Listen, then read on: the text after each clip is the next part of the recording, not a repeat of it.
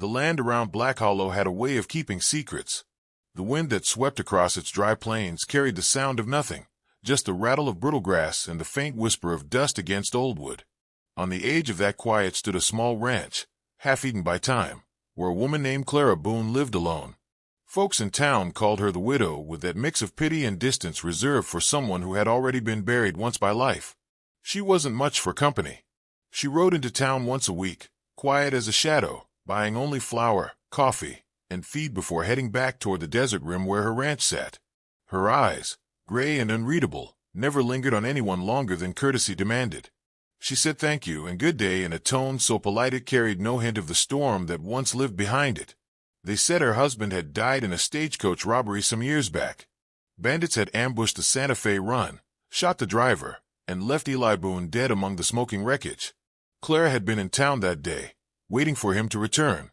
After the funeral, she sold half the stock, boarded up one of the barns, and withdrew into silence.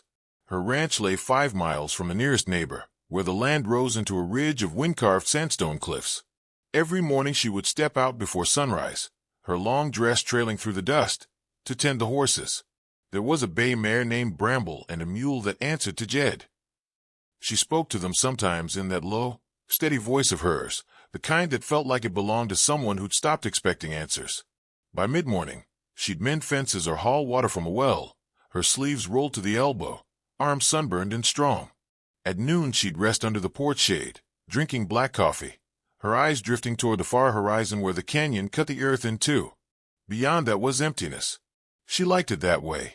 But quiet never lasts long in the West. It was near sundown when she first heard them, the uneven rhythm of horses approaching, the laughter of men who'd been drinking. She set down the bucket she was carrying and wiped her hands on her apron. 3 riders came into view, their silhouettes sharp against the copper sky.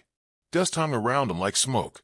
The first man, a thick-set brute with a scar splitting his chin, grinned when he saw her. "Well, if this ain't a welcome sight," he drawled. "A lady all by her lonesome out here." "Evening, ma'am." Clara didn't flinch. "Evening." The second man spat into the dirt. "We been riding since dawn. Any chance you got something to eat? Maybe a bottle to wash it down."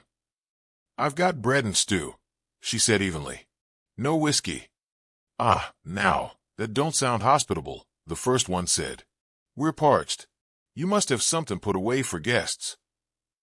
Clara looked at them, 3 men with dust-caked boots, revolvers at their sides, and eyes that never settled. She saw the brand on one horse, a crooked H burned into the flank. The Harker gang. The same name whispered in town last week when the deputy was found face down in the arroyo. Without a word, she turned and walked into the house. The men followed, boots clomping heavy across her porch. The one with the scar leaned on the doorframe, watching her ladle stew into tin bowls. "Your husband around, ma'am?" She didn't look up. "No." "Dead?" "Yes." "That's so. Tragic thing. You keepin' this place running on your own?" "I manage." He laughed, deep and ugly. "Ain't many women manage much without a man's hand round." The others laughed with him, a sound that filled the cabin like smoke. She set the bowls down on the table. "Eat," she said quietly. They tore into the food like wolves, talking loud, cursing louder. One of them wandered to the window, peering out at the yard. "Nice spread you got. Shame it's so empty." Another stumbled toward the barn to water the horses. "Hell," he called out. "Look at all these bullet holes in your door. Looks like someone fought a damn war here once." Clara's hands froze on the edge of the counter. Her face didn't move, but her eyes darkened, the faintest flicker of memory passing through them. The man at the table smirked. "Who'd you shoot at, darlin'?" "Coyotes." She didn't answer. They lingered long after the food was gone, trying to bait her with jokes and boasts about robberies they'd pulled, men they'd shot. One claimed he'd once gunned down a marshal in Dodge City. She pretended not to hear.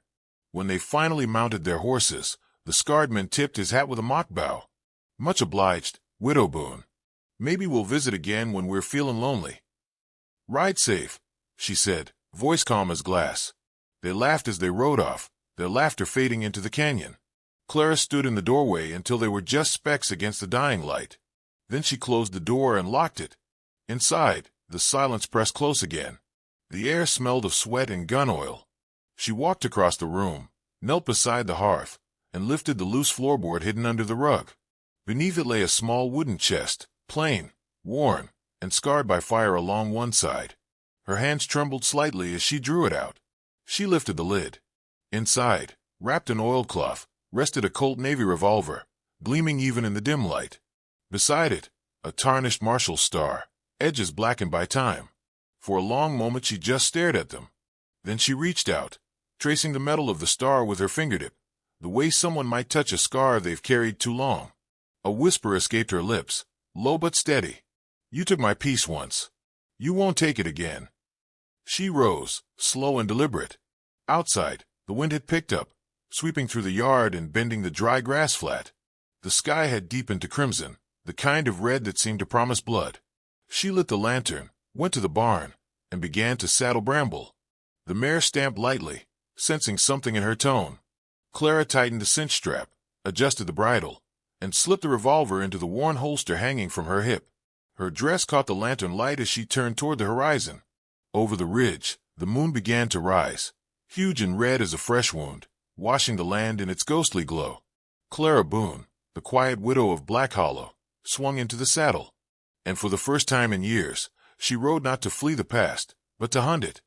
The weeks that followed brought a hush over Black Hollow, the kind that settles before a storm. The Harker gang rode unchecked across the territory, stealing cattle from the lowland ranches and leaving burned wagons in their wake. Travelers went missing between Dust Creek and the river bend. The sheriff's office stayed shuttered after sundown. Every man who carried a badge looked over his shoulder now. Sheriff Tully pinned new posters on the wall of the saloon, 5 names scrawled in fading ink, rewards written beside them, but the paper curled untouched by morning.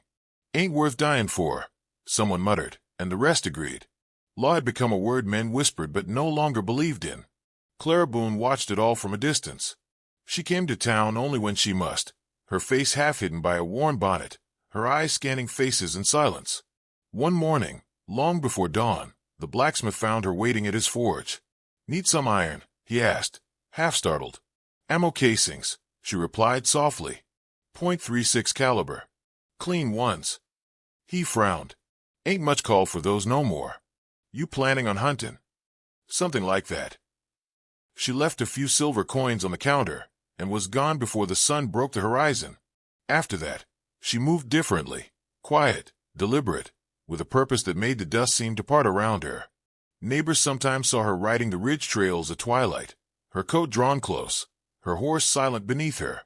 Some said she was scouting for wolves. Others thought she'd lost her wits.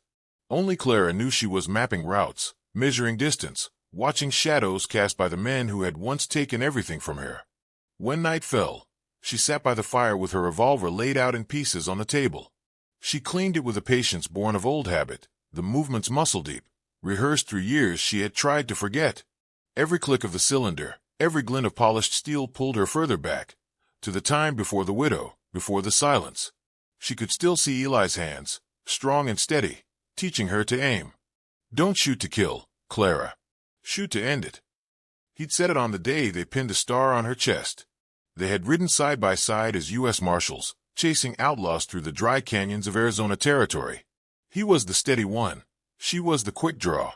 Together, they'd been a storm the frontier whispered about, until the day the Harker brothers caught their stage outside Las Cruces. Eli had been hit before he could draw. She remembered the sound, the single thunder of his gun, then silence. The Harkers left her for dead beside the wreckage, a bullet grazing her temple, blood pooling in the dust. When she woke, the world was ash and wind. She buried him herself, marked his grave with the barrel of his rifle, and vanished. To the world, Clara McGraw had died that day. Only Clara Boone remained. Now, as the sun rose over the canyons once more, she was coming back to life. Dust Canyon was a cruel stretch of land, carved deep and jagged like an old wound. At dusk it glowed red as if lit from within, the rocks burning in the last light. That was where she found them. From the ridge, she could see their camp below, a cluster of tents, a corral full of stolen horses, and the faint orange glow of a fire. Men laughed, bottles clinked. The sound of fiddle music drifted upward, broken and wild.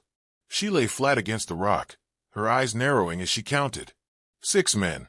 6 ghosts from her past. She studied their faces through the rifle glass, lips tightening when she saw the scarred leader, Harker himself, sitting by the fire, spinning a coin between his fingers. The same coin Eli used to keep in his vest pocket. She felt her breath tremble, but held it down like she'd learned to do long ago. The wind carried a faint shuffle behind her. She turned, hand instinctively going to her revolver, but what stepped from the shadows wasn't danger. It was a man. Older, weathered, with one arm ending in an empty sleeve pinned at the shoulder. "Easy, ma'am," he said, voice rough as gravel. "Didn't mean to startle you." Clara's eyes stayed on him, her stance wary. "You're in dangerous country." He gave a crooked grin. "Ain't no such thing anymore. Name's Jonas Pike. Used to wear the blueback when the war was worth fighting. His gaze drifted to the camp below. "You tracking those devils, too?" Her silence was answer enough. Jonas studied her face, something dawning in his eyes, a flicker of recognition. "I'll be damned," he whispered. "Didn't think the widow McGraw still breathed." Her grip on the revolver eased slightly, but her gaze didn't waver. "Not for a long time," she said. "But death's due for a reckoning." Jonas let out a low whistle. "Word was you got buried with your men." Word was wrong. He looked at her then, really looked, as if seeing the ghost of someone he'd once heard about but never met. "You plan on taking them alone?" "I plan on finishing what they started." He nodded, a kind of quiet respect in his eyes. "Then I reckon I'll get out of your way." By the time he turned to leave, the stars were breaking open across the sky. Clara stayed until the campfire below dwindled to embers. Then she rose and made her way down the ridge, silent as the wind. The next few days she spent near the canyon rim, watching. Every rider who left, every wagon that came through. She learned their patterns, their arrogance, their carelessness. By the fourth day, she knew which one stood watch, which one drank too much, which one twitched before drawing his gun. At dusk, she trained. She set bottles along the fence post and drew her revolver in the fading light. Each shot cracked through the stillness, echoing off the canyon walls like thunder in the distance. The sound rolled out over the empty land, carrying memories with it, the sharp smell of gunpowder, the weight of the star against her chest, the sight of Eli smiling through the smoke. Her aim never faltered. The Colt kicked, brass glinting in the twilight, and each casing fell neatly into the dirt at her boots. After every round, she reloaded with deliberate calm, eyes steady, her breath in rhythm with the wind. The horses in the corral lifted their heads, uneasy. Even the coyotes stayed quiet. When the final echo died, she holstered the revolver and looked down at the worn leather.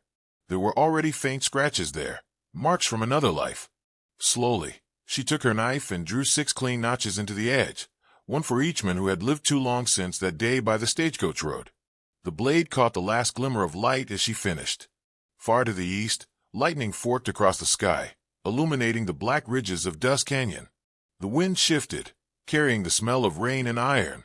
Clara Boone looked toward the horizon, her jaw set, her heart heavy but unbroken. For years she had buried her name beneath silence and grief. But the desert had long memory, and now it would speak her legend again. She mounted Bramble and turned her toward the canyon. Behind her, 6 fresh cuts gleamed against the holster like a promise carved in flesh and leather.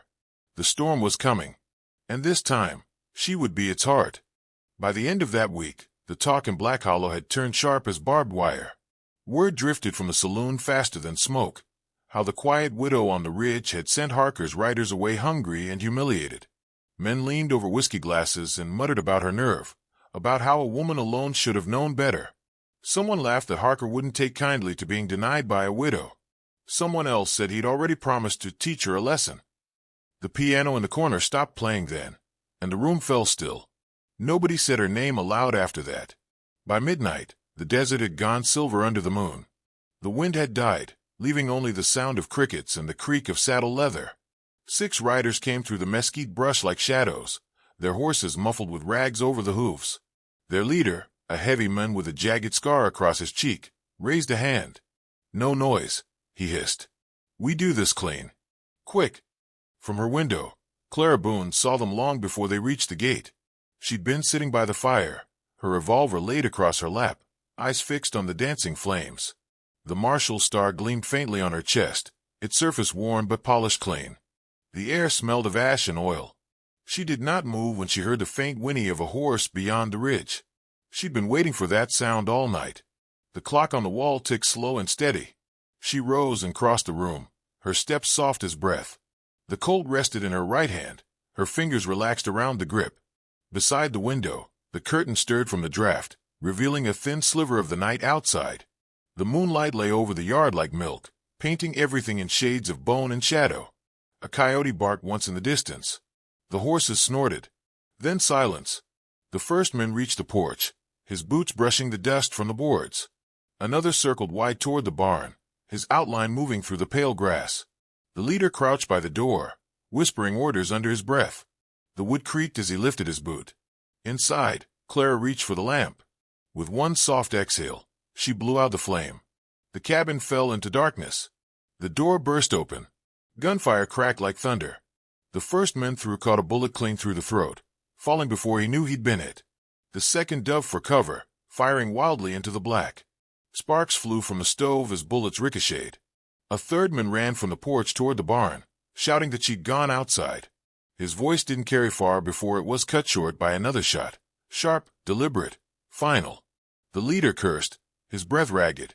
"She's just one woman," he yelled, but his voice betrayed a tremor he couldn't hide. Smoke filled the doorway, drifting out into the pale light. Clara moved through it like a ghost, every step measured, her revolver a natural extension of her will. She fired once at the window, shattering it to scatter their aim. A body slumped against the doorframe, boots twitching. The sound of another shot rang from the yard. The men by the trough, struck clean between the eyes. Now there were two left. The leader stumbled out of the house, dragging one of his men behind him. The desert wind had begun to rise again, carrying the smell of gunpowder across the yard. In the distance, thunder rolled over the canyon, echoing her gunfire like the world itself had joined in her vengeance. He turned toward the barn, shouting for the others. No answer. He ran, tripping over a body, his breath rasping hard. Behind him, the door of the cabin swung open, and she stepped out. The moon hung low, huge and red, washing her in its strange, bloody light. Smoke curled from the revolver in her hand, her silhouette sharp against the glow of the dying fire behind her. She walked toward him, slow and steady, the sound of her boots crisp in the dirt. The last of his men tried to raise a gun. She fired once. He dropped. Now it was only her and Harker. He stumbled backward onto the porch, one hand pressed to his bleeding side. His gun lay half buried in the dust. "You," he gasped, his voice shredded. "You ain't real. You can't be." She stopped a few paces away, her face unreadable, eyes reflecting the faint shimmer of dawn creeping along the ridge. "I'm as real as what you did to Eli McGraw."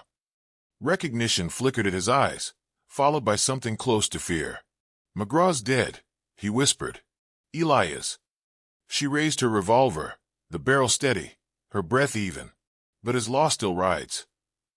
He dragged himself backward, leaving a dark trail in the dust. "What are you?" he rasped. She took one step closer. "I'm what's left of the law you killed." The shot cracked through the morning stillness. It echoed down the valley, rolled across the canyon, and faded into silence. The world held its breath. When the sun broke over the horizon, the ranch stood quiet again. Smoke rose from the chimney in thin, wavering lines.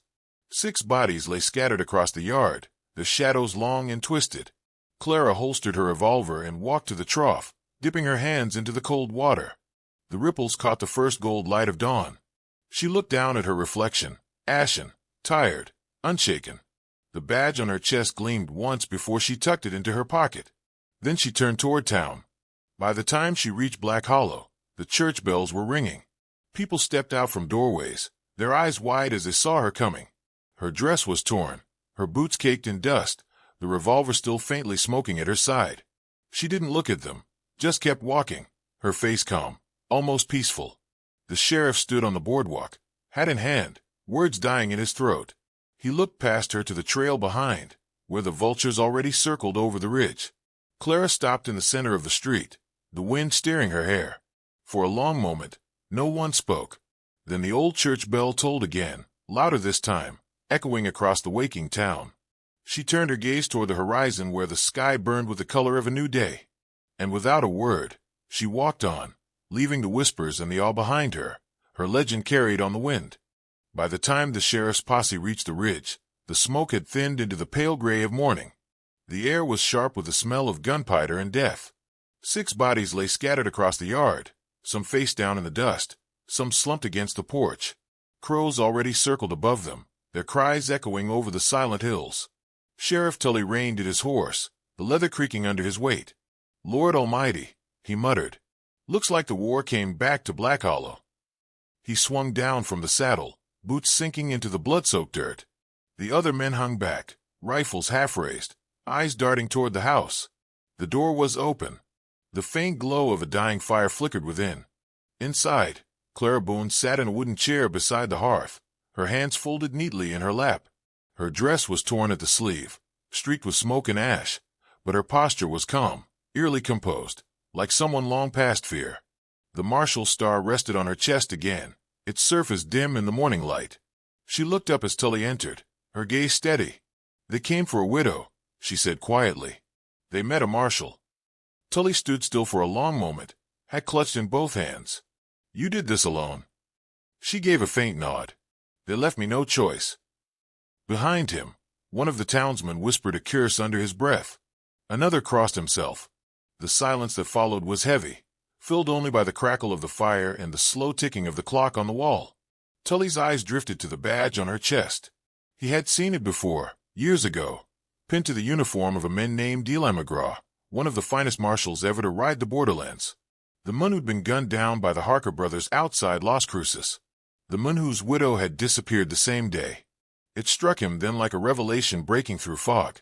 "You're her," he whispered. "You're Clara McGraw." Her gaze didn't waver. "I was." The word settled in the air like dust. He let out a slow breath. "Folks said you died with him. Buried out in the desert." "Part of me did." Outside, the wind shifted, stirring the curtains. The posse began gathering the bodies, covering them with old canvas tarps. No one spoke. No one dared. Tully stepped closer, lowering his voice. "You know the law's got nothing left to say here, Clara. You did what needed doing. Ain't a man in this county who'll argue that." She looked past him, toward the doorway where sunlight cut across the floorboards. "You offering a pardon?" He nodded slowly. "Call it understanding. Call it mercy. The law can make room for that." Her lips curved in something that might have been a smile, though sorrow lived beneath it. "The law doesn't need ghosts, Sheriff." He studied her, not as an officer of the law, but as a man standing before something larger than justice, a legend, still breathing. "Maybe not," he said finally, "but the world sure as hell does." She rose from the chair, the movement graceful, deliberate. Her revolver hung heavy at her side, its barrel darkened by smoke. She unholstered it, turning it once in her hand before laying it on the table. The metal gleamed faintly, reflecting the light like a dying flame. "I'm done," she said simply. Tully swallowed hard. "Where will you go?" "Home," she said. He watched as she walked out onto the porch, her boots crunching over the gravel, the wind tugging at the edges of her dress. She moved past the covered bodies without looking down. The sun had fully risen now, gilding the hills in soft gold. Beyond the barn, beneath a lone cottonwood tree, a small wooden cross stood crooked in the dirt. She went to it, kneeling slowly. The ground there was already disturbed, a mound of old earth she had tended for years. She took her Colt for her belt, pressed her palm against the cool metal one last time, then laid it gently beside the cross. Beside it, she placed the marshal star. "Now," she whispered, her voice breaking like wind through grass, "maybe we can both rest." For a long time she stayed there, head bowed, until the wind shifted and the smell of the desert filled the air again. Sage, dust, and something faintly sweet, like memory. By the time Sheriff Tully and the others rode back into town, Clara Boone was gone. Her ranch stood empty except for the graves and the wind. In the weeks that followed, stories began to spread. Some said she'd ridden north toward the mountains. Others swore they saw her horse grazing by the old river bend at dusk. A few claimed she'd vanished into the canyon itself, swallowed by the red cliffs like smoke. But as months passed, the stories changed. The legend grew. They said that when the moon turned red over Black Hollow, riders crossing the border would sometimes see her silhouette on the ridge, a lone figure on horseback, head brim low, revolver at her side, eyes catching the moonlight like silver. They said the outlaws of the territory began to whisper her name before they drew their guns, fearing the sound of hooves behind them when the wind rose. Some swore she wasn't born for love nor law, but for vengeance, pure and cold as the desert wind. And though the years rolled on, and the town of Black Hollow grew quieter, they never stopped ringing the church bell when the night felt strange, as if to remind the world that once, justice had worn a woman's face. At the edge of the desert, beneath a sky burning gold, a single rider still appears in stories told by campfire light. They say she rides when the sun breaks, her silhouette dark against the blaze of dawn, dust swirling in her wake, her presence neither of life nor death but something in between. And when the wind howls through the canyons, it carries her legend, soft, eternal, and unyielding, as if the desert itself remembers the name of the deadliest gunslinger who ever lived.